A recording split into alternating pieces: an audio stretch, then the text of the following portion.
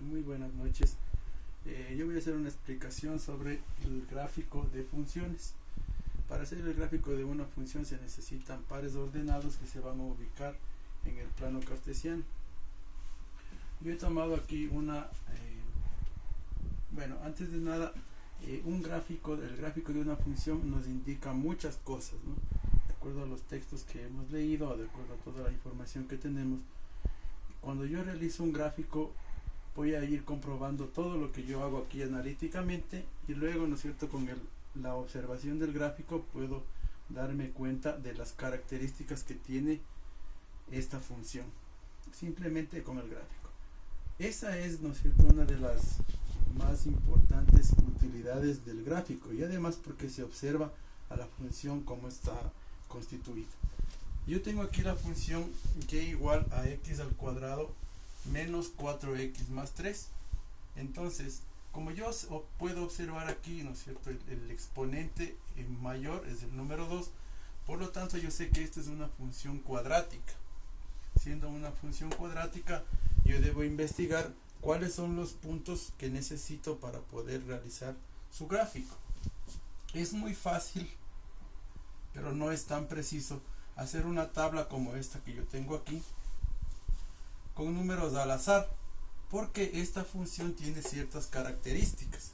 Entonces, para esto debemos investigar y analizar cómo puedo realizar la gráfica de una función cuadrática específicamente.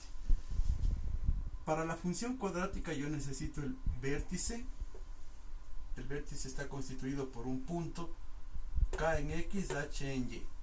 K tiene una fórmula que es menos b sobre 2a, que si nosotros analizamos, ¿no es cierto?, aquí me va a quedar menos 4 sobre 2 por a, que es 1, y me queda como resultado 1. Si yo realizo h igual a f de k, es decir, f de 2, esto va a ser igual a menos 1. Este punto lo voy a ubicar aquí en esta tabla, para no perdernos la tabla, para no perder la tabla útil para realizar el gráfico. Además, en la función cuadrática yo puedo encontrar los costes con el eje x. Si yo factorizo la función igualando a 0, voy a tener que x cuadrado menos 4x más 3 es igual a x menos 3 por x menos 1. Y esto, ¿no es cierto?, está igualado a 0. De tal manera que yo puedo igualar x menos 3 a 0 y sacar que x va a ser igual a 3, igual a x menos 1 a 0, y esto me resulta que x2 es igual a 1. Aquí tengo los dos puntos de cortes con el eje x.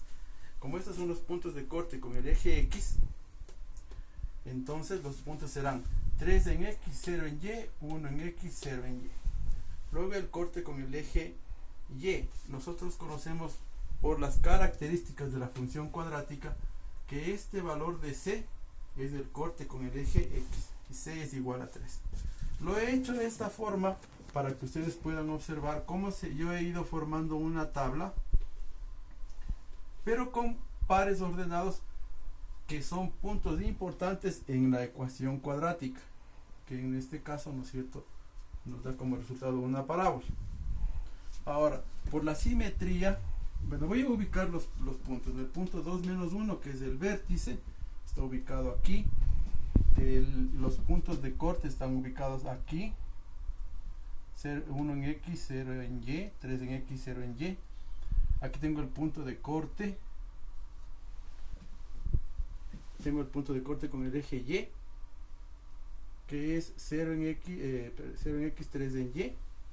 Y este punto de acá. Siendo, ¿no es cierto?, la función cuadrática una función simétrica, este es el eje de simetría.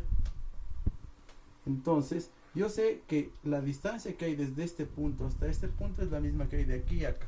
Es decir, si de aquí, desde el punto de simetría, hay 2 unidades, hacia la derecha también habrá 2 unidades. Entonces, cuando yo estoy en el punto 4, el valor de x es 4, y será igual a 3. Y de esta forma yo puedo encontrar los puntos de la parábola, los puntos más importantes. En un gráfico que yo haga sin hacer este análisis, yo puedo encontrar un sinnúmero de puntos que a la final me va a dar esta forma. Pero si yo conozco las características de la ecuación cuadrática, entonces puedo irme directamente hacia los puntos que tengo que encontrar. Vértice, cortes en X, corte en Y, y por simetría este punto 4, 3.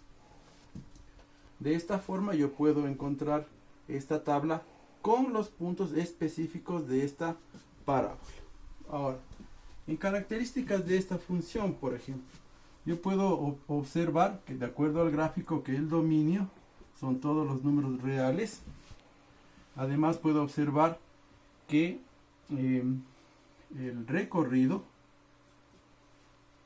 va desde el punto -1 incluido y se va hacia el infinito positivo. ¿Sí?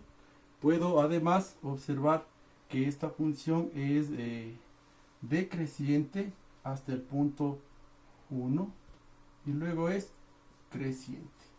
Y eso puedo hacer eso ya es una cuestión de análisis para determinar si esta función es creciente o decreciente, que se llama la monotonía.